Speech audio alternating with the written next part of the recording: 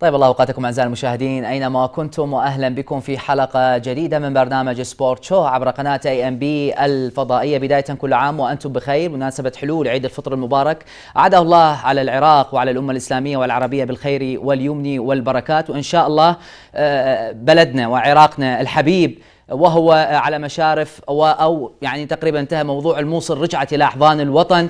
نتمنى السلامة لقواتنا الأمنية والسلامة لأهالينا في الموصل، وإن شاء الله يحرر كامل يعني أرضنا من دنس داعش ومن لفهم، وإن شاء الله يعود العراق مزدهرا آمنا مطمئنا، وأن يرى هذا الشعب المستقبل الجيد، المستقبل الواعد، لأنه شعب عانى الكثير من الويلات. نتمنى بالتأكيد يعني هذا الأمور كلها، نفس الدعوات تنعكس على سوريا، على اليمن، على كل البلدان العربية التي تعاني ما تعانيه من الكثير من الويلات. مشاهدينا الكرام، اليوم حلقتنا يعني زاخرة وعامرة بالمواضيع والمتابعات، وأيضا مع ضيف يعني عزيز علينا بعد قليل ستتعرفون عليه. لكن قبل أن نبدأ بكل أو محورنا الرئيسي الذي سيكون عن المدرب المحلي، ما له وما عليه، وهل هو المدرب المحلي فات قطار تطور كرة القدم وهو الآن تحت المجهر وتحت الانتقاد اللاذع، أم أن هناك أمور أخرى تؤثر على المدرب المحلي دون غيره؟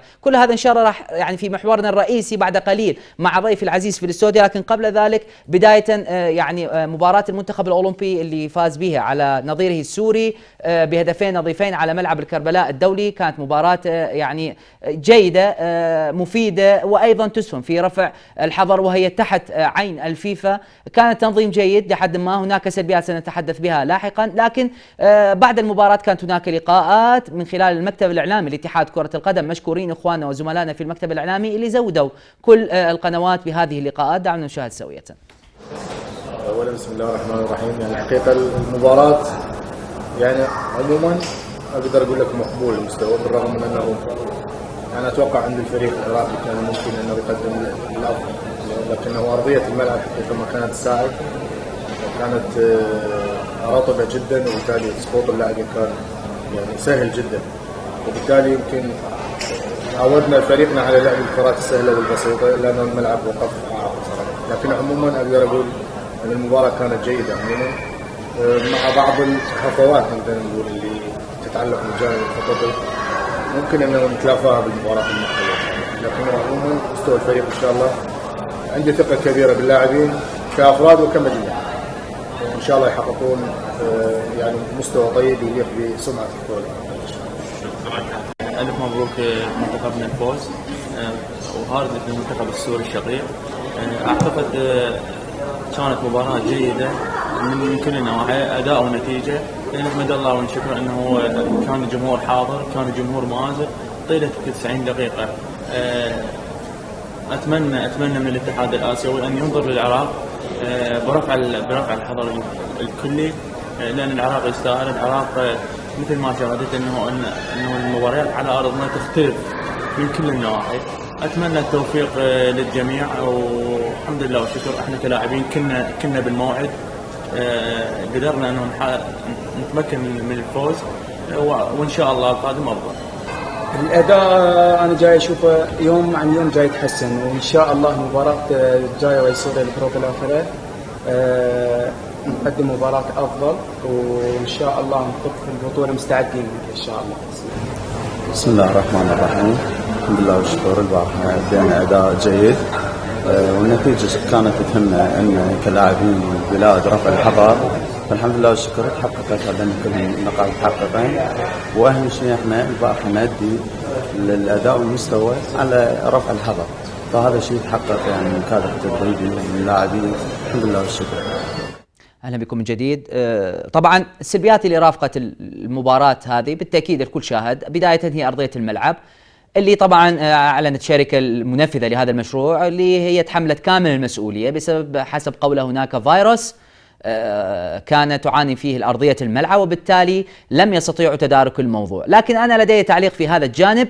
نحن اتفقنا على هذه المباراة قبل تقريبا شهر ونصف. عندما أنت تتفق مع منتخب وتعرف الملعب وتعرف الموعد تماما، يجب أن تكون متابعة دقيقة على أرضية الملعب، لا أن نتفاجأ جميعا في الإعلام وحتى في الوزارة أو حتى في اتحاد كرة القدم، نتفاجأ قبل المباراة بأسبوع وأرضية الملعب بهذا السوء. طيب شهر ونص أنتم تعلمون موعد المباراة، لماذا لم يتم متابعة الموضوع بصورة صحيحة؟ لماذا لم يتم الاطلاع والكشف على الملعب مبكرا ونحن نعلم وأنتم تعلمون أن هذه المباريات مهمة لأن هي تنظم تحت لواء رفع الحظر الجزئي، بالتالي لازم ننتبه على هكذا أمور، لا أن نأتي قبل أسبوع والله من نروح للملعب يلا قبل أسبوع المباراة أروح أشوف أتفاجئ، ولم يستطيعوا حل الموضوع بالتالي، وظهرت هذه الأرضية السيئة حتى لم تعطي رونق وجمالية، وعانى لاعبي الفريقين من موضوع الأرضية. هاي نقطة. النقطة الثانية في ملعب كربلاء موضوع الإضاءة داخل الملعب، الكل شاهده والكل شخصه، يجب تدارك هذا الموضوع. الإضاءة غير صحيحة، الإضاءة غير جيدة داخل ملعب كربلاء، وكان واضح جدا في النقل عندما نقلت المباراة على القناة العراقية الرياضية، كانت هناك زوايا الملعب جميعها تعاني من عدم اتزان الإضاءة مثل ما هي في منتصف الملعب.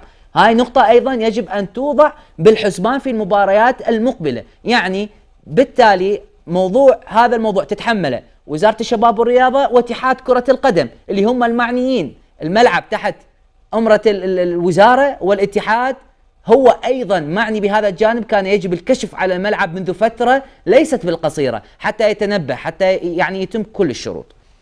الموضوع الآخر أعرض للصورة، طبعا هاي المباراة شهدت تواجد سيد رئيس اللجنة الوطنية الأولمبية العراقية سيد رعد حمودي الكابتن والنجم الكروي السابق، وأيضا ثعلب الكرة العراقية الكابتن فلاح حسن نائب رئيس اللجنة الأولمبية. طبعا احنا هذا شيء يعني أكيد مع أنه تتواجد هكذا شخصيات في هكذا مباريات، لكن أنا أتساءل أيضا مباراة الأردن في ملعب البصرة الدولي كانت لها أهمية كبرى أكثر من مباراة المنتخب الأولمبي لكون المنتخب الوطني. هاي نقطة. اثنين، هي أول مباراة كسر حظر، وكان بتواجد الأمير علي بن الحسين رئيس اتحاد غرب آسيا ورئيس الاتحاد الأردني ونائب الفيفا سابقا. لماذا لم يتواجد السيد رعد حمودي والسيد فلاح حسن في هكذا مباراة؟ وأشرت إلى في حلقة سابقة ألا كان الأجدر أن يتواجدوا مع المنتخب الوطني وأيضا يتواجدوا مع المنتخب الأولمبي، لكن الواضح والتفسيرات عندما أتواجد في مكان دون عن آخر بهكذا الطريقة، هذا يعطيني أنا كتفسير ممكن أفسر أنه لأن منتخب أولمبي وهو يمكن عائديته إلى الأولمبية، مع العلم أنه لا يوجد لجنة أو منتخب هو عائد للجنة الأولمبية في كل بلدان العالم، وأكبر دليل بطولة أوروبا تحت 20 سنة اللي هي مسمى بالمنتخبات الأولمبية كلها تحت رعاية الاتحادات، وهو الاتحاد اللي يشرف عليها. لذلك أنا ما أتواجد بمباراة أولمبي وما أتواجد بمباراة وطني، يعني هكذا أمور لا يجب أن تسير بهكذا طريقة، فيجب أن تنتبهوا إلى هذا الموضوع. للسادة في اللجنة الأولمبية أنتم راعين لكل الاتحادات، تواجدكم مهم. بالأخير أنا ما أتواجد فقط مع الأولمبي ودون عن الوطني، وكأنه أعطى أهمية للأولمبي على حساب الوطني. فهاي الأمور يا ريت ننتبه بها للفترة المقبلة. الصورة الأخرى، طبعا كان هناك لقاء في منزل سيد عطام في النجف، وكان منشور السيد عطام مثل ما تروه على الفيسبوك. مساكم الله بالخير والعافية، تشرفنا ليلة أمس باستقبال الأخوة الأعزاء الكابتن رعد حمودي رئيس اللجنة الأولمبية العراقية ونائبه الأخ كابتن فلاح حسن والأمين العام الأخ حيدر الجميلي والأخ عبد الخالق مسعود رئيس اتحاد كرة القدم في منزلنا في النجف الأشرف. طبعا هذا الموضوع جيد حتى يذوب الجليد، لأن مثل ما سمعنا من مقربين وأخواننا الصحفيين أن هناك جفاء كبير بين الأولمبية والوزارة، وهو ما ألقي بظلالة على موضوع انتخابات الأندية وإلى آخره من هذه الأمور. هذا اللقاء ممكن أن يرجع الأمور إلى طبيعتها، نحن لا نعلم، هذا من مصادر الصحفيين المقربين من كل الأطراف يقولون أن هناك جفاء. هاي الصورة تدل على أن الأمور بدأت تعود شيئا فشيئا إلى نصابها الصحيح بالتعاون الكامل بين هذه المؤسسات، بعيدا عن صراع الإيرادات الذي نعاني منه كثيرا على كل المؤسسات الرياضية. وأيضا تواجد الأخ أو ليس الأخ الأستاذ عبد الخالق مسعود رئيس الاتحاد العراقي أيضا كان متواجد، وهذا شيء جيد. نتمنى أن يعني يكون التعاون مستمر ومثمر حتى كرتنا ورياضتنا بشكل عام تنهض من جديد. انتقل الى الصورة الاخرى والمتابعة الاخرى اللي هي موضوع امجد عطوان الذي كان الشغل الشاغل بعد موضوع مهند رزيج. طبعا الاتحاد نشر منشور يوم امس. الاتحاد الكره قرر حرمان اللاعب امجد عطوان من اللعب مع فريقه في نفط الوسط في الدوري الممتاز بسبب عدم التحاقه بصفوف المنتخب الاولمبي. اعطيني الصوره الثانيه. بعدها ب7 ساعات تقريبا امجد عطوان يلتحق بالمنتخب الاولمبي بعد انتهاء الازمه. طيب، انا اتذكر السيد عبد الخالق مسعود في كل اللقاءات سابقا وحاليا قال لن نعود الى مساله التشابك ما بين الاولمبي لاعبي الاولمبي ولاعبي المنتخب الوطني. من مثل المنتخب الوطني لا يجوز تمثيل منتخبات الفئات العمريه بكل فئاتها. اين امجد عطوان من هذا؟ هذا سؤال وجه للاتحاد كره القدم. الى متى يبقى هذا التشابك بين اللاعبين؟ بعيدا عن الامور الاخرى تثار موضوع تلاعب بالاعمار اللي راح نخصص حلقه كامله عن ما راح اتطرق به اليوم، لان عندي حلقه ان شاء الله قادمه عن هذا الموضوع بتفاصيل كامله ان شاء الله. لذلك على الاتحاد العراقي يجب عندما يصرح رئيس الاتحاد في احد اللقاءات يجب ان نرى فعل هذا التصريح، وليس هي فقط تصريحات رنانه على الهواء وامام المشاهدين. امجد عطوان وبشار رسن وعلاء مهاوي وغيرهم هؤلاء لاعبين في المنتخب الوطني منذ اكثر من سنه. لماذا العوده من جديد الى المنتخب الاولمبي؟ يجب الاتحاد ان يكون الى راي في هذا الجانب حتى نخلص من مساله ومعضله التشابك ما بين المنتخبات اللي هي طبعا كانت سبب رئيسي في مشاكل كره القدم في الفتره الماضيه. طبعا موضوع التلاعب بالاعمار وموضوع الكلام والان الانتقادات اللاذعه التي تتوجه الى المدرب القدير عبد الغني الشهد، هناك الكثير من الصحفيين تعاملوا مع هذا الموضوع بالضد ومعه، لكن كان هناك اليوم منشور أعجبني كثيرا شخص الحالة بدقة متناهية، هو للزميل علي البهادلي. يا ريت تعرض لنا سيد المخرج، راح أعرض عليكم وأقرأ. طبعا العنوان هو شهد بين مطرقة التزوير وسندان التسقيط. الشارع الرياضي الآن منقسم إلى الأول يدافع عن التزوير لأن علاقته بالكادر التدريبي للمنتخب الأوروبي جيدة. الثاني يرفض التزوير لأن علاقته بالكادر التدريبي للمنتخب الأولمبي سيئة. الثالث هو محايد لأن ما عنده سلبية أو إيجابية مع شهد ومساعديه. هنالك الآن 4 منتخبات فئات عمرية ذاكرهم كلهم، لكن الحملة فقط موجهة ضد المنتخب الأولمبي بقيادة شهد لأسباب هو برأيه أهمها. لاعبين المنتخب الأولمبي سبق لهم اللعب في الدوري الممتاز لسنوات، يعني ذلك أن الجمهور عنده خلفية عن أعمارهم، عكس المنتخبات الأخرى اللي أغلبهم شباب ولا توجد عنهم قاعدة بيانات للحديث عنها أو فضحها مثل ما متحدث. شهد من المدربين الذين يمتلكون شخصية متزنة وغير قابلة للمسامة أو الابتزاز، وهنا أنا برأيي يشير إلى بعض المواقع مواقع التواصل الاجتماعي. أيضا شهد أصبح لديه بعض بين قوسين الصحفيين الأعداء سبب الصحفيين الأصدقاء، وهاي نقطة جدا مهمة راح أتكلم عنها.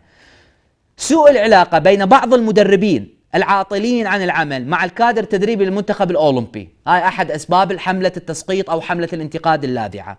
وجود لاعبين من الأولمبي سبق ولعبوا في نفس الفئة قبل 4 سنوات. طبعا تحية لزميلنا علي البهادلي، أنا أتفق معه جملة وتفصيلا، وبالتأكيد نحن نعاني أنه أصبح الصحفي لديه ولاءات. نرى هناك صحفيين، طبعا لا أقصد فقط يعني الأخوان اللي يعملون في المكاتب الإعلاميين هذا واجبهم الدفاع عن مؤسساتهم، لكن أنا أتحدث عن كل صحفي أو الإعلامي لا يعمل في أي مكتب إعلامي في أي جهة. اليوم أصبحنا نحن في تكتلات، جماعة الوزارة اللي يدافعون عن الوزارة ليل نهار، جماعة الاتحاد اللي يدافعون عن الاتحاد في كل صغيرة وكبيرة ليل نهار، وجماعة الأولمبية اللي يدافعون عن الأولمبية ليل نهار، وأيضا باقي المدربين والنجوم. المدربين أيضا أصبح لهم صحفيين، ومثل ما نقول حاشية من الصحفيين تدافع عنهم، وهذا ولد مشاكل حتى ما بين الصحفيين. أنا برأيي أقول أن الصحفي يجب أن لا يقف مع أي جهة كانت مهما كانت هذه الجهة، مهما حققت هذه الجهة من نتائج أو إيجابيات. الصحفي أو الإعلامي يجب أن يكون محايد، يعني إيجابية في وزارة الشباب أذكرها، لكن السلبية ما أتغاضى عنها، والعكس بالعكس، إذا أكو سلبية أذكرها وإذا أكو إيجابية أيضا أذكرها. لذلك هاي دعوة للإخوان الكل، لا تكن بوق للدفاع عن هذه المؤسسة أو عن هذا المدرب أو عن هذا اللاعب. أنت مهمتك مقدسة، أن توصل الحقيقة للجماهير كما هي، مجردة بعيدة جدا عن كل شيء من ما يخص العلاقات وإلى آخره. أنتقل إلى المتابعة الأخرى والأخيرة اللي هي ما يتعرض إلى نادي الطلبة من هجمة الآن، من نقمة كبيرة من جماهير النادي وحتى من بعض أبناء النادي. بالأخير يعني كانت موضوع الكابتن ضياء جبار اللي نشر عنه شبكة الكرة العراقية خبر. إدارة نادي الطلبة نتعرض لحملة تسقيط كبيرة يقودها علي وهيب، كابتن علي وهيب تحياتنا إليه، وضياء جبار تحياتنا إليه. الأول حشد الجماهير ضدنا اللي هو علي وهيب، والثاني اتخذ هذا طريق العفو بعد أن رفض رئيس النادي علاء كاظم تسميته مدربا لحراس مرمى الأنيق وهو لا يعتبر من أبناء النادي. طبعا مع الأسف تصل الأمور في البيت الطلابي، هذا البيت الذي أنجب العديد من اللاعبين وبالتالي أصبحوا نجوم، وضيفي هو واحد منهم، بعد قليل تتعرفون عليه. لكن أنا لن أتدخل في هذا الموضوع لأن أيضا لدي حلقة مقبلة لا أريد أن أقول رأيي فيه. لكن جملة أنه ليس من أبناء النادي الكابتن ضياء جبار، فأنا أقف عندها ويعني أقف مع الأخ ضياء في هذا الموضوع. ضياء جبار كان معي في شباب نادي الطلبة لمدة 3 سنوات. أنا تركت كرة القدم واتجهت لأمور أخرى، هو بقي في نادي الطلبة ولعب في الخط الأول لسنين وترك النادي ثم عاد ولعب أيضا في النادي. فإذا ضياء جبار ليس من أبناء، يعني موضوع أنه مو أبناء النادي هذا خطأ كبير، وأنا أشهد أنه من أبناء النادي، كان متواجدا في الشباب النادي لمدة 3 سنوات. لذلك إن شاء الله يرجع الأمور للبيت الطلابي إلى سابق عهده، نتمنى التوفيق لهم. إذا مشاهدينا الكرام كانت هذه متابعاتنا عن بعض الأمور، ولخصنا لكم ما يحدث الآن في الوسط الرياضي. الآن دعوني أرحب بضيفي العزيز في الاستوديو الكابتن القدير الخبير الكروي الكابتن نزار أشرف مدرب منتخبنا الوطني سابقا. أهلا بك كابتن، منورني، كل عام وأنت بخير، أتمنى لك التوفيق بالتأكيد والصحة والعافية. شكرا جزيلا، تحية لحضرتك ولكل مشاهدي قناة AMB والعاملين فيها، وكل عام وأنتم بخير. الحقيقة الحلقة مليئة بالمتابعات، وهذه المتابعات معظمها مشاكل، يعني ليست هناك متابعة لأجل تطور، لأجل كلام جيد عن شيء ما، ولكن المتابعات كلها هي مجموعة مشاكل، وهذا ما تعنيه الرياضة العراقية بالوقت الحاضر. نعم. طيب أنا راح أبدي وياك، يعني هو موضوعنا اليوم على المدرب المحلي وما يثار ضد المدرب المحلي، لكن قبل ما أدخل المدرب المحلي دعني يعني أنت يعني أبدأ حيث ما انتهيت موضوع نادي الطلبة وما يحدث في نادي الطلبة. رأيك بهذا الكابتن، وأنت ابن النادي، لكن بصراحة وبدون مجاملات حتى الشارع الرياضي أيضا يطلع. نعم. المشكلة الرئيسية في نادي الطلبة هي مسألة التمويل. نعم. الآن كرة القدم والرياضة بشكل عام تحتاج إلى أموال طائلة وأموال كبيرة، والمتابع لكرة القدم العالمية والمتابع لكرة القدم العربية والآسيوية يرى أن كثير من الأندية والمنتخبات تقوم بصرف الملايين على لاعبي كرة القدم. نعم. وعلى الأندية وعلى الأنشطة الرياضية. للأسف نادي الطلبة يعيش هذه الأزمة منذ فترة طويلة. نعم. وهذه الأزمة بدأت تتفاقم لأنه الجماهير تطالب بالنتائج، والإمكانيات المتواجدة على مستوى اللاعبين وعلى مستوى كرة القدم لا تستطيع أن تحقق أمنيات الجماهير الرياضية ولا حتى أمنيات النادي. يعني بالتأكيد الإدارة ترغب بيكون النادي في المقدم، ولكن الإمكانيات المادية تواجد اللاعبين، تواجد المدربين على مستوى عالي. نعم. أعتقد أثر عليه بشكل كبير. المشكلة الرئيسية يعني مثل ما يحدث في بقية المحافظات، يعني إذا تكلمنا عن محافظة كربلاء، تكلمنا عن بقية الأندية العراقية كلها أندية تعتمد على المؤسسات اللي ترعاها. نعم. لا يوجد مجال للاستثمار ولا مجال نعم. للتطور والاستقلال المادي والاقتصادي، وهذا ما يدفع الأندية أنه تخوض الدوري بشكل متلكئ، عدم صرف مستحقات اللاعبين، عدم صرف مستحقات المدربين. المشكلة الرئيسية الآن العجز المادي اللي موجود في العراق على مستوى الاقتصاد العام، لكن أنا أعتقد أنه على وزارة التعليم العالي أن تميد يدها لإدارة النادي. عندما أتحدث عن إدارة النادي لا أقصد أنه شخصنة نعم. فلان وفلان. نعم. لكن إذا يعني عليها أن تدعم نادي الطلبة، هذا النادي اللي يعني إلى أصبح اسم كبير على مستوى آسيا، من أول الأندية اللي شاركت في بطولة أندية آسيا وحصل على المركز الثاني في اليابان بقيادة أيوب بوديشو. أيضا مدربين كثيرين عملوا. على وزارة التعليم العالي أن تمد يدها وتكون جاهزة لدعم النادي بشكل أو بآخر. أما بقاء النادي بهذه الطريقة بالتأكيد الجماهير تضغط على اليوم الإدارة. الجماهير كابتن أزار، الجماهير ترمي اللائمة على الإدارة الحالية المتواجدة لمدة 10 سنوات لم تستطع أن يعني تؤدي واجباتها مثل ما يقولون بصورة صحيحة، وبالتالي وضع النادي سيء من إلى أسوأ. عملية طريقة الإدارة في النادي هناك الكثير كلام حولها، أنت شنو رأيك بهذا الجانب؟ وأنت عملت وأيضا تمت إقالتك في فترة سابقة لنادي الطلبة. شوف النقطة الرئيسية الدعم المالي ضعيف. نعم. على سبيل المثال في عهد الوزارة السابقة كان هناك وضع حجر أساس لملعب النادي. نعم. وعندما يكون لديك ملعب ممكن أن يعني يصبح لديك تمويل ذاتي. نعم. عن طريق الإعلان، عن طريق النقل التلفزيوني، عن طريق حضور الجماهير المباريات، إقامة بطولات مثلا محلية، استقطاب الجماهير. كل هذا لم يحدث. إنه النادي بدون ملعب يتدرب في الجادرية في جامعة بغداد ويستأجر ملاعب للمباريات، ملعب القوة الجوية، ملعب الشعب في بعض الأحيان، ملعب الصناعي في بعض الأحيان. نعم. كل هذه الأمور لا تساعد على تطور النادي. إدارة النادي لو كان لديها أموال تستطيع أن تؤدي شيئا ما، أما بعدم وجود الأموال يعني نفرض أنه الآن على اطلاع وإجا أي شخص آخر. نعم. من أين يأتي بالأموال؟ اليوم الموضوع ليس مليون ومليونين، يعني الموسم لا ينتهي بأقل من 3-4 مليار دينار عراقي، يعني حوالي 4 مليون دولار، 4.5 مليون دولار. من أين يأتي بها إذا لم يكن رئيس النادي مثل رجل أعمال؟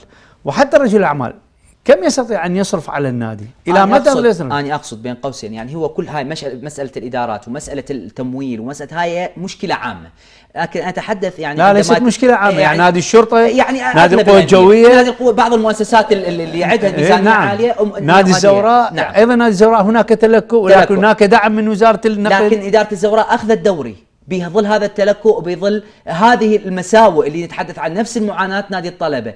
نادي الطلبة ما حقق هذا الشيء. هنا هو هذا الحديث. اثنين، أنا أريد بس أستفسر منك بالنقطة 10 سنوات تواجد إدارة أو نفس الأشخاص، لماذا الآن وهذا الغضب الجماهيري لماذا لا تنسحب هذه الإدارة الآن برأيك ونعطي الفرصة وندخل انتخابات جديدة؟ على الأقل ممكن تدخل، ليس كل الإدارة تتغير لكن بعض الشخوص تتغير، وممكن يدخل لنا رجل أعمال، ناس عندهم أفكار تسويقية، أفكار تجارية، وبالتالي يعني مشاكل مادية، مشاكل مع الجماهير، تخفي شوية الأمور على الأقل. يعني أنا لا أقصد أنه الإدارة ليست مسؤولة. نعم. طبعا الإدارة لديها جزء من المسؤولية تجاه هذا الجانب، ولكن ليس كل المسؤولية. بالتأكيد. المسؤولية الكبرى تقع على عاتق وزارة التعليم العالي والبحث العلمي التي يعني عملت أكثر من لجنة. يعني قبل 7 أشهر كان هناك كتاب وكان هناك لجنة. نعم.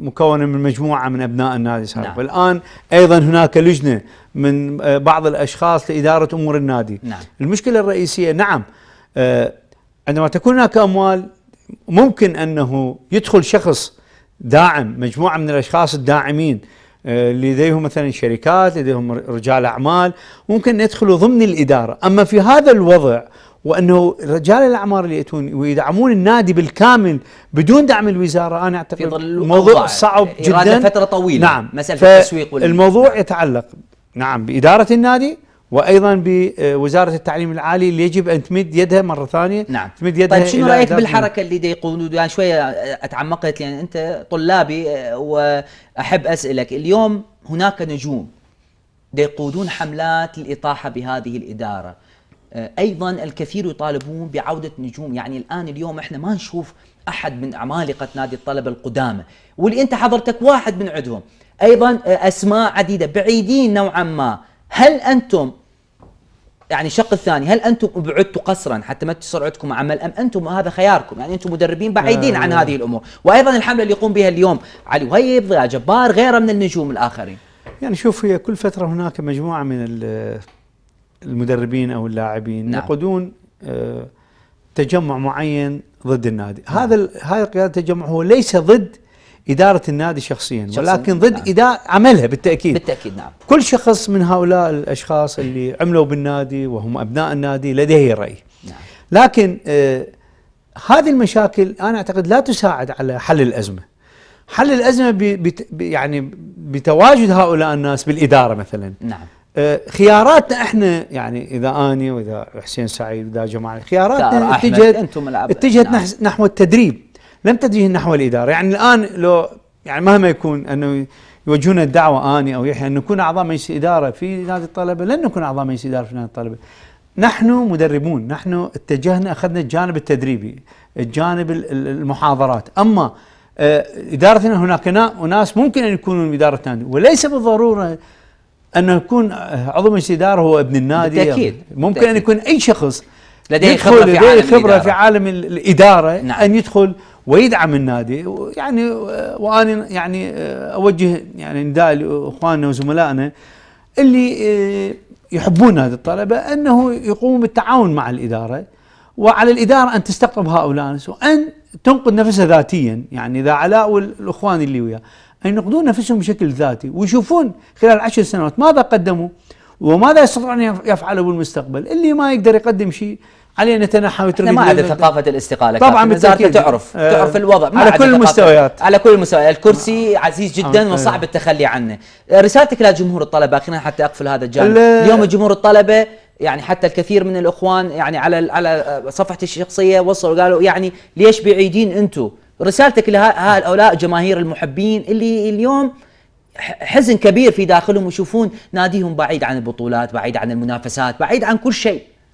يعني عندما يتواجد مثلا واحد من عندنا من نادي الطلبه، يعني اذا يحيى واذا نزار واذا جمال واذا ايوب واذا ثائر، مزاد تكون نتائج سيئه. يعني يبدي الجمهور يعني يتلفظ ويهاجم المدرب بطريقه اخرى، وفي بعض الاحيان بطرق يعني غير لائقه. نعم.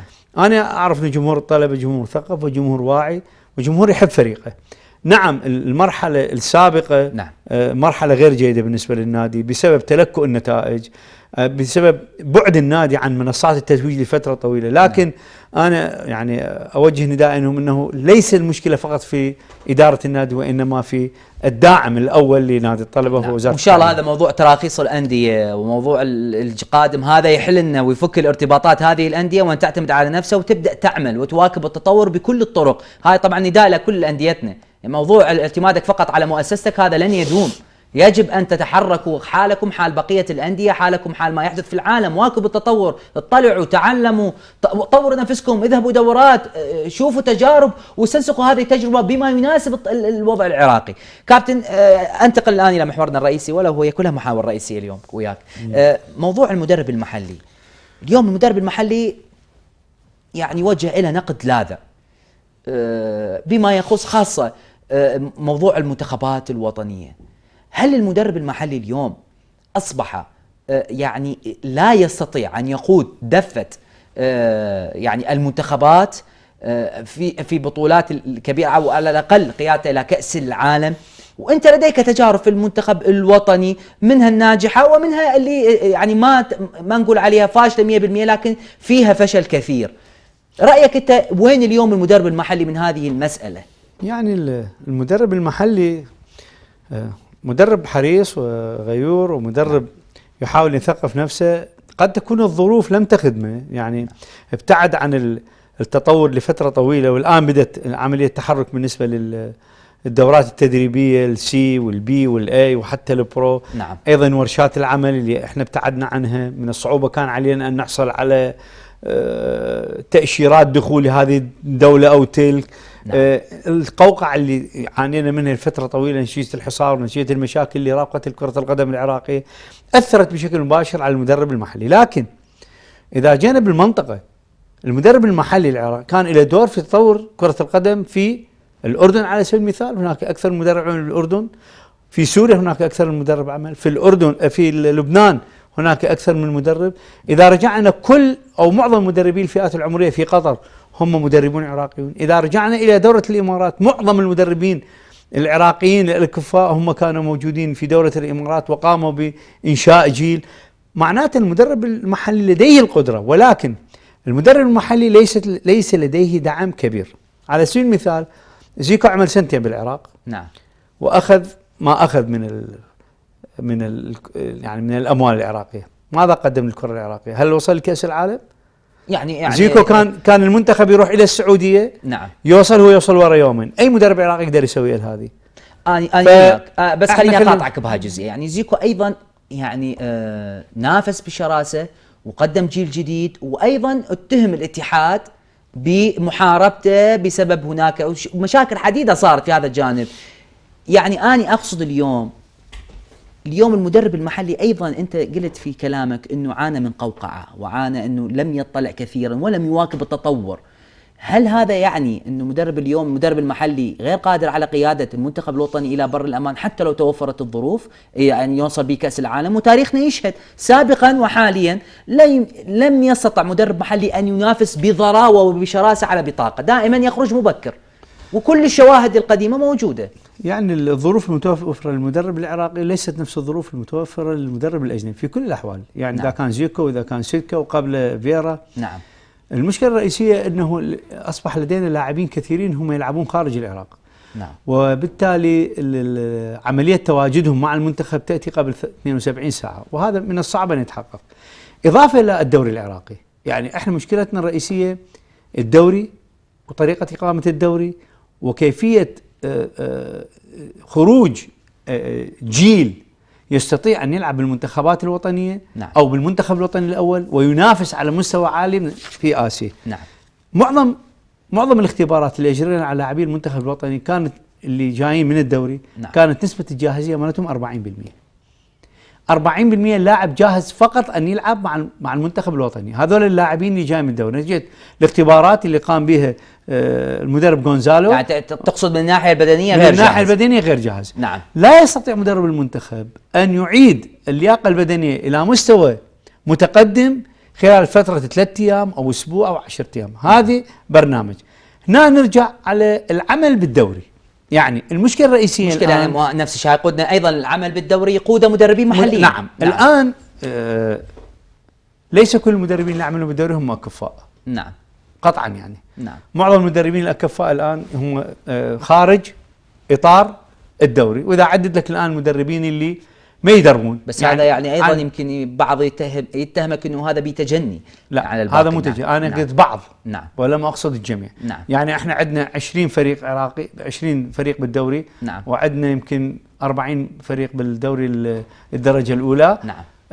بهم مدربين أكفاء قطعا، ولكن هناك مدربين ليس لديهم شهادات. يعني أحد المدربين يحلم أن يكون عنده سي وهو مدرب الآن بالدوري العراقي. نعم. فكيف أنت تريد من هذا اللاعب مدرب أن يطور؟ نعم.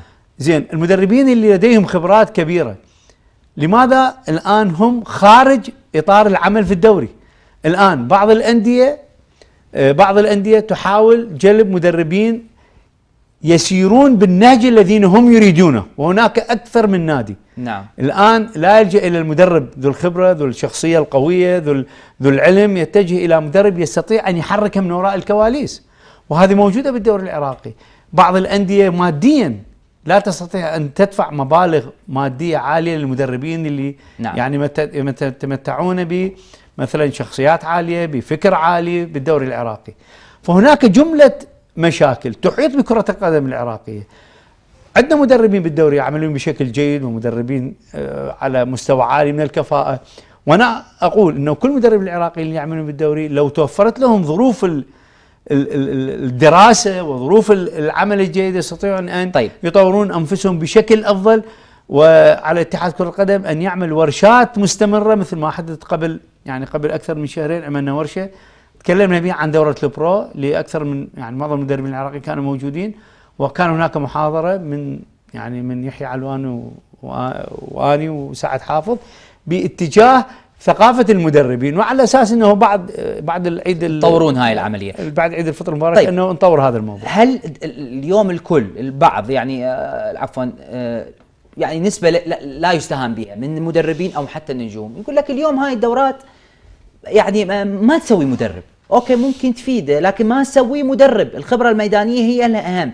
أنت اليوم بعد يعني عندك خبرة طويلة في التدريب، وقبل تقريبا سنة حزت على شهادة البرو أو يعني واكبت كل ما حدث في البرو والى اخره. انت يا ريت تتحدثنا بهذا الجانب. هاي الدورات تساهم في يعني شلون مثل نقول تصنع مدرب، ام هي فقط لمواكبه التطور، والمدرب بالاخير يجب ان يكون لديه تجربه ميدانيه حتى يقدر ينفذ هذه الامور؟ الدورات التدريبيه ليفلات، يعني مستويات، يعني نعم. مستوى سي وبي واي وايضا والبرو. البرو. نعم. وهناك ورشات عمل، هناك دورات تدريبيه تثقيفيه، يعني نعم. مثلا في الدول المتقدمه. هذه الدورات تساعد على تطوير فكر المدرب ولا تصنع منه مدرب. بالتاكيد المدرب يكون يعني لديه قدرة على القيادة، من لديه القدرة على القيادة. نعم. ويتابع تطورات كرة القدم على المستوى العلمي والثقافي. نعم. يستطيع أن يعني يكون شخصية مدرب. أما الدورات التدريبية وحدها لا تستطيع أن يعني تخلق مدرب في أي حال من الأحوال. يعني هناك كثير من الذين دخلوا دورات تدريبية لم يستطيعوا النجاح في التدريب مثلا. نعم. وعلى العكس هناك على سبيل المثال مدربين لم يدخلوا أي دورة تدريبية ولكنهم مدربون يعني نعم. حققوا نجاحات كثيرة. إذن الفرصة عندما تأتي لمدرب في العمل وفي التطور يجب أن يعني يكون موازن بين عمله وبين تطوره الفكري. يعني كرة القدم يوم على يوم تتطور، القوانين كرة القدم تتطور، التدريب يبنى على القوانين أيضا. نعم. فإذا المدرب ما يتابع وما يحاول أن يواكب التطور في علم التدريب اليوم. نعم. تغييرات كثيرة في علم التدريب على مستوى تدريب كرة القدم والألعاب الأخرى. أساليب التدريب تغيرت، يعني اليوم أساليب التدريب تنوعت، يعني ليس هناك مستوى معين، هناك تطور، هناك عمل، هناك زيادة في ساعات التدريب، هناك تخصص التدريبي. هذه كلها تساعد على أن المدرب يكون عنده فكرة عن التدريب وعن عمل التدريب وكيفية التعامل مع اللاعب، كيفية نعم. التعامل مع الجمهور، كيفية التعامل مع الإعلام. نعم. يعني في دورة البرو كان هناك محاور، يعني المدرب كيف يتعامل مع الإعلام، كيف يتعامل مع القوانين، كيف يتعامل مع الجمهور، كيف يتعامل مع اللاعب، كيف يتعامل مع النجوم. كل هذه يعني ولكن يعني البرو وحده لا تصنع المدرب. يعني يعني ما معقوله واحد يعني ليس لديه قدره على القياده على سبيل المثال ويدخل الدورات التدريبيه ويصبح مدرب، لا يمكن. نعم. اذا لم لديه خبره على مستوى اللعب، طيب، على مستوى الاداره. نعم. احد الاتهامات المدرب المحلي، ويمكن الناس شافت يعني مثلا التصفيات الاولى اللي كنت انت متواجد مع الكابتن يحيى علبان، وايضا حتى في عهد الكابتن راضي شنيشل، وحتى الان في كابتن باسم وقبلها. اليوم احنا كمشاهد يشوف المنتخب لا يرى هناك لمسات تكتيكية واضحة، لا يوجد مثل لعب جميل وتناقل للكرة جميل. هذا ما خلانا كلنا احنا يصير عندنا يعني علامة استفهام على عمل المدرب التكتيكي، وخاصة عندما يكون مدرب محلي. اليوم انتم وين من هذا الموضوع؟ لماذا يعني نشوف احنا منتخباتنا بها ضعف على المستوى التكتيكي؟ قراءة للمباريات، طريقة اجراء التبديلات، كلها عليكم مؤشرات كابتن. انتم كمدربين محليين احيانا الكثير يشير الى هناك خلل واضح تكتيكيا. هاي الامور وين؟ يعني هل سببها فقط المدرب ام اللاعب يدخل معها؟ يا ريت توضح لنا هذا الجزئية. المشكلة الرئيسية اليوم تحملني شوية. عناصر كرة نعم. القدم كثيرة. نعم. تعامل هؤلاء مع بعض العناصر، نعم. تعاملها مع بعض هي تكون المنتخبات الوطنية. نعم. يعني التدريب بالدوري اليومي له تأثير، المباريات اللي يلعبها اللاعب لها تأثير، ثقافة اللاعب لها تأثير، رغبته باللعب لها تأثير، دعم الإعلامي له تأثير. في بعض الأحيان المدرب العراقي أو المحلي يفقد هذه جميعا. يعني على سبيل المثال في 2015 عندما كانت هناك آسيا، نعم. كان هناك تجمع المنتخب الوطني بحدود شهر. نعم. ظهرت لمسات المدرب يعني راضي شنيشل والمجموعة اللي كانت نعم. ظهرت واضحة من فريق ببطولة الخليج 8 من 8 فرق إلى فريق رابع في آسيا. لكن البعض ايضا شكك بهذه النتائج، قال انتم فزتوا على الاردن وفزتوا على فلسطين وب10 لاعبين فزتوا على ايران. يعني من الظروف خدمتكم. هاي كرة القدم. نعم. ايضا ريال مدريد فاز على يوفنتوس وهو ب10 لاعبين. نعم. يعني هل بين قوسين نقلل من الفوز؟ كرة القدم لا تعترف بهذه، تعترف بالنتائج فقط. نعم. فكل هذه الامور اذا ما تنجمع يعني من الصعوبة على المدرب المحلي ان يحقق نتائج. طريقة العمل بالدوري طول فترة الدوري يا اخي، يعني الدوري مالنا غير منظم. اذا ما يلعب اللاعب اسبوعيا مباراه او كل 4 ايام يلعب مباراه بشكل مبرمج، مستوى اللياقه البدنيه طيب. لا يكون في مستوى المنافسه. يعني هاي واحد. نعم. تفضل. النقطه الثانيه، اللاعب يجي قبل 3 ايام. احنا المشكله الرئيسيه في تصفيات كاس العالم كل مبارياتنا في شرق اسيا وكل لاعبينا يلعبون في اوروبا، عمليه تاقلم خلال 72 ساعه، وهذا ما يعني اخذناه ايضا في دوره البرو من قبل المدرب او المحاضر طارق البناي، انه يحتاج اللاعب الى اسبوع الى التاقلم على الاجواء. عمليه التنقل بين الاجواء كنا نعاني منها بشكل كبير. ممكن اقاطعك بهاي، انا حاب استوضح من عندك. يعني كل المنتخبات جل لاعبيها محترفين، كل المنتخبات يرتبطون يعني يلتحقون لاعبيهم قبل 72 ساعة، لكن هذه الحالة فقط نراها في المنتخب الوطني تؤثر جدا على المنتخب الوطني، ودائما ما يشكي بيها. يعني كابتن راضي شكى منها، انت شكيت من عندها، كابتن يحيى علوان شكى من عندها، اللي سبقكم ايضا سبقنا. زين احنا ليش لاعبنا مختلف عن الباقين؟ هذا محترف وهذا لا محترف، لماذا بقية المنتخبات لا تعاني مثل ما نعاني؟ وين العلة كابتن؟ يعني هل العلة بالمدرب وشلون يجهز اللاعب، ام العلة باللاعب؟ ما نعرف. كرة القدم بالعراق لها علة. نعم. كلها معلولة. يعني أنت الأساس عندك الدوري. نعم. الدوري غير منظم، والدوري يعني الكل يشهد بأن مستوياته ضعيفة. مستويات اللاعبين اللي موجودين بالدوري لا تؤهلهم اللعب بالمنتخب الوطني. اللاعبين اللي موجودين عندنا في أوروبا، يعني بالإمارات ما كل يلعب في أوروبا، يلعبون في الإمارات، وأجواء الإمارات مشابهة لشرق آسيا. نعم. في قطر نفس الشيء. اليابان نفس الشيء. اغلب لاعبين محترفين كابتن. نعم. يعني فيها عندهم محترفين. لكن اليابان وين يلعب؟ اليابان يلعب في ارضه. نعم. احنا الفريق العراقي ما يلعب في ارضه ولا يلعب بين جمهوره. يعني انت تخيل مباراه مثلا تجري مع اي منتخب وتجري على ملعب الشعب الدولي مثلا، او تجري على ملعب البصره، اكيد سيكون يعني مختلف الوضع. الاختلاف واضح. يعني عمليه تجمع اللاعبين، عمليه الدعم المعنوي، وايضا كل المدربين عانوا من الهجمه الاعلاميه. يعني مجرد اول خساره تبدي عمليه. احنا الان عندنا باسم قاسم مدرب جيد ولديه امكانيات ممتازه، وعنده نتائج على مستوى الانديه وبطوله كاس الاتحاد الاسيوي. نعم. بمجرد اول خساره سترى ماذا سيكون الاعلام تجاهه. ستكون هناك ايضا مشكله. نعم. المدرب يحتاج الى دعم. اليوم كابتن انا اقول لك وين، يعني اليوم يعني كثرة تجربة المدربين المحليين بدون نتائج او بدون ما يتحقق في شيء كبير، هذا ايضا خلى يعني انطباع عند الجمهور انه ما عنده ثقة بالمدرب المحلي. لذلك في اول خسارة هو يعتبرها وكأنه امتداد لخسارات ما سبق من مدربين. احنا ايضا نعاني من هذا الجانب، انه هناك الكثير من المدربين يعني لم ينجح. تغيير المدربين ايضا ساهم بشكل كبير. نعم. يعني انت خلال اقل من سنتين، يعني من 2015 من 2014 بالتاكيد هاي اشرنا لها في اكثر من برنامج في 5 إلى 6 مدربين تغيروا. مع العلم بقيه المنتخبات كل المنتخبات بالمنطقه يعني مدرب او يعني مدرب. ايران من 2013 لحد الان هو نفس المدرب كيروش ومعاكم كان في 2015 واللي نعم. اليوم موجود. فإذا المدرب العراقي يحتاج الى الدعم، لكن ايضا هناك قصور في فكر المدرب العراقي. يجب ان يسعى الى التطور، يسعى الى التقدم. نعم. يسعى الى الثقافه، يسعى الى المعرفه بشكل اكثر.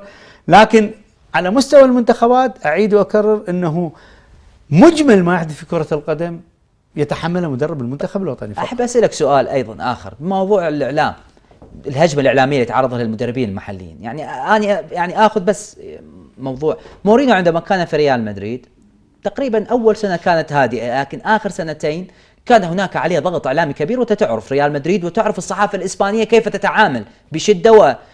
والمدرب المحلي ايضا هو لا يتحمل احيانا ضغط الاعلام، هو يتاثر بالاعلام، يتاثر بالمواقع، يتاثر بالحديث، يتاثر بكلام هذا الصحفي وهذا الصحفي. وهناك شواهد عديده قد تكون انت ليس من بينهم او يمكن ايضا انت تتاثر، انا لا اعلم. لكن هذا الموضوع نقدر يعني نعكس على المدرب المحلي، ان المدرب المحلي على المستوى الإعلامي لا يستطيع أحيانا تحمل الضغوط الإعلامية مثل ما يتحملها المدرب الأجنبي، والبعض يرجعها إلى الاحترافية في الفكر وفي كيفية التعامل.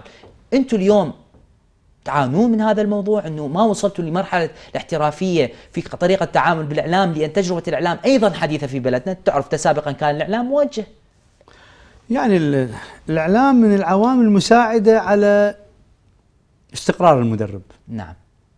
الإعلام من العوامل المساعدة على استقرار يعني الملاكات التدريبيه على مستوى الانديه وحتى على مستوى المنتخبات. نعم. لكن كثره وتعدد القنوات الفضائيه وايضا الصحافه والاعلام، مواقع التواصل الاجتماعي، كلها هذه اعتقد ساهمت بشكل كبير على هبوط تركيز المدرب وهبوط البوصه للمدرب. يعني في بعض الاحيان ناس تكتب على التواصل الاجتماعي هم شباب يعني لا يجوز عمره 14 15 سنه، ولكن كثره الكتابه وتفاعل الناس مع هذه الكتابه بدون معرفه الشخص الذي نعم. يقوم بالكتابه، اعتقد تكون جبهه قويه ضد المدرب. والمدرب بشر، يعني المدربين على مستوى عالي هم نعم. يتاثرون بالاعلام، يعني عندما يعني يهاجمك الاعلام بكل شيء، يعني تفوز يهاجمك الاعلام، تخسر يهاجمك الاعلام، تتعادل يهاجمك الاعلام، تؤدي واجبك بشكل جيد. اكثر شيء اذاك من الاعلام شنو هو؟ يعني انت ايضا تعرضت لهجمه شرسه. لا شوف الاعلام عندنا كان واحد من المؤثرات السلبيه على كل المدربين العراقيين، ابتداء باكرم سلمان ويحيى علوان ونزار اشرف وراضي شنيشير والقائمه ستستمر. الاعلام لكن ايضا الاعلام دعم كابتن، الاعلام دعم، لكن هو الاعلام يدعم فقط عندما تفوز، عندما تكون نتائج سيئه بالتاكيد يعني سيهاجمك. الان باسم قاسم نعم. يحصل على دعم اعلامي كبير. نعم. الى ايش قد ممكن ان يستمر هذا الدعم؟ نعم. يعني احنا نتساءل هنا الى متى يستمر هذا الدعم؟ هل مجرد اول خساره يعني سيواجه ما واجه راضي ويحيى واكرم سلمان؟ انا اعتقد بنفس الطريقه، وهذا ايضا يحسب على الانديه. يعني بعض الاعلاميين يحبون الانديه ويتعاملون معها بالخساره، المدرب هو الملام الوحيد، بالفوز الجميع هو يعني نعم. يساهم بالفوز. طيب. يجب يعني اتمنى انه الاعلام النقد يكون بناء لاجل التطور. يعني انت تقصد انه الاعلام عندما يكون باتجاه التسقيط هذا اللي يعاني من المدرب، لكن عندما يكون نقد بناء نحن لدينا المدرب العراقي اعلام يعني نزيه، اعلام محايد مهني. المدرب موجود. العراقي يعاني من هجمه التسقيط دائما، يعني هجمه التسقيط هذا يعني نعم. يعني بدليل انه على سبيل المثال السيد اكرم سلمان سريعا يعني 3 مباريات لعبنا 3 مباريات، لعب مباراتين مع الكونغو، مباراة مع اليابان، درب يمكن 8 تدريبات، أقيل بسبب الإعلام. واضحة. وهذا طيب. ما تحدث به السيد يوصلني يعني يوصلني من الصحفي علي النعيمي مسج يقول الغريب أن مدربين مثل أرسن فينجر وفيركسون ويوب هاينكس وكلوب يعملون منذ سنوات في أنديتهم، لم نسمع أحد يطالب بإبعادهم لكبر سنهم. الغريب أن في الدوري العراقي الجميع يطالب بإبعاد أصحاب الخبرة ويطالبون بجدد لا يملكون أي شهادة ولا أي خبرة. وهذا يمكن يتطابق ويا الكلام، هذا الكلام اللي تحدثنا به. أنا هسه بس عندي سريعا كابتن إجابات أريدها مقتضبة وسريعة، لأن احنا وصلتني يعني توصلني مسجات كثيرة، راح أبدي معاك شيئا فشيئا معاها. يعني البعض سؤال من حسين الطائي زميلنا الاعلامي في الام بي سي يقول انه في بطوله كاس آسيا الكل شاهد او الكل لاحظ ان الكابتن نزار اشرف كان من اكثر الناس اللي كان وعارض به كابتن يحيى وكابتن راضي في تلك الوقت في تلك الفتره، انه كان يعني يجب اشراك المحترفين والمغتربين في مباريات كاس آسيا حتى لو كانوا غير جاهزين من الناحيه البدنيه او فنيا، على عكس راي الكابتن يحيى علوان وراضي شنيشر كانوا يطالبون بالمحليين. هل هذا خوفا من المواقع التواصل الاجتماعي والهجمه ام كانت هي راي فني؟ ويا ريت يسمع من عندك. تفضل. كل اللاعبين اللي شاركوا في آسيا وكانوا موجودين معنا منذ اول يوم في دوله الامارات، بقينا 20 يوم بعدين انتقلنا الى استراليا 10 ايام يعني شهر. كل اللاعبين كانوا بمستوى عالي. نعم. وكنت يعني انا اعرف امكانيات اللاعبين. نعم. وايضا كان علي عدنان موجود وكان يعني يؤدي بشكل جيد. خبرات هؤلاء اللاعبين عاليه، على سبيل المثال ما قدم ياسر قاسم كان مستوى عالي في آسيا جدا. نعم. وما قدم جستن نعم. ايضا كان على مستوى عالي، ما قدم ضرغام اللي ايضا كان محترف على مستوى عالي. انا اطالب باللاعب اللي جاهز واللاعب اللي يستطيع ان يخدم المنتخب في تلك الفتره. نعم. انا لا افرق بين اللاعب المحلي واللاعب المغترب، لكن عندما تكون هناك مفاضله الافضل هو الذي يلعب، وكنت يعني اؤيد اشراك هؤلاء وضحت اللاعبين. الصوره. لكن اسال حسام المعمار، يقول لك شلون تجربتك ويا هم زميلنا المهندس حسام المعمار من امريكا، يقول شنو رايك تجربتك مع اياد بنيان؟ لكن ايضا سريعا حتى اخذ اكبر قدر. حقيقه تجربه جيده كانت. يعني بوجود مدرب برازيلي ويعني استشاره فنيه، انا عملت مستشار فني وياه. الرجل كان ياخذ بمعظم الافكار اللي كانت موجوده، لكن كالعاده دخلت ناس على الخط ويعني خلت حاجز بيني وبين السيده اياد بنيان، وبالتالي يعني تركت النادي. يعني دخلوا ناس بيناتكم بالتأكيد. وخربوا الامور. طيب الناس الذين يرغبون النجاح. نعم. طيب السؤال من مهند القريطي اللي هو ايضا احد المتابعين، يقول اقصى نتيجه تعرض لها كابتن نزار اشرف او مؤلمه او محزنه له عندما كان مدربا، اي نتيجه؟ والله كان هناك مباراه مع نادي الزوراء في بطوله كاس العراق. نعم. المباراه الاولى فزنا 2-0 و يعني خسرنا بقرار اتحاد 3-0 بسبب اشراك لاعب على اساس انه كان عنده انذارين، هو سلام عمر. نعم. المباراه الثانيه ايضا فزنا 2-0. نعم. وبالتالي فزنا بالمباراتين لم نتاهل. كانت هذه قاسيه بالنسبه لي جدا. طبعا تحيات الكابتن حيدر جعفر من السويدي، تحياته لك. الكابتن ضياء ناجي، شكرا. الكثير من الصحفيين، الصحفي علي القريشي، الصحفي علي النعيمي، مصطفى العبطان يرسل له تحيات كبيره لك. طبعا ما اعرف الانترنت عندي ما مضبوط، ما اقدر اقرا، اني اسف جدا واعتذر من كل المشاهدين. وصلنا ختاما لحلقاتنا، كانت حلقه مفيده معك كابتن نزار، اتمنى لك التوفيق بكل الاحوال. شكرا جزيلا. وان شاء الله تكون حلقه كانت يعني خفيفه شويه عليك، ما لحن عليك بالاسئله. شكرا جزيلا حقيقه. وشكرا حضرتك ولكل العاملين في قناه الAMB ومشاهديها الكرام، ونتمنى لك التوفيق في عملك. شكرا جزيلا كابتن نزار، كل عام وانت بخير، اتمنى لك التوفيق. اذا مشاهدينا الكرام وصلنا لختام حلقتنا لهذا اليوم، ارجو ان اكون قد وفقت في اداره حوار هذا اليوم مع الكابتن نزار اشرف. التقيكم ان شاء الله يوم الاحد المقبل في تمام الساعه 7 مساء بتوقيت بغداد وعمان. الى ذلك الحين الى اللقاء. شكرا كابتن.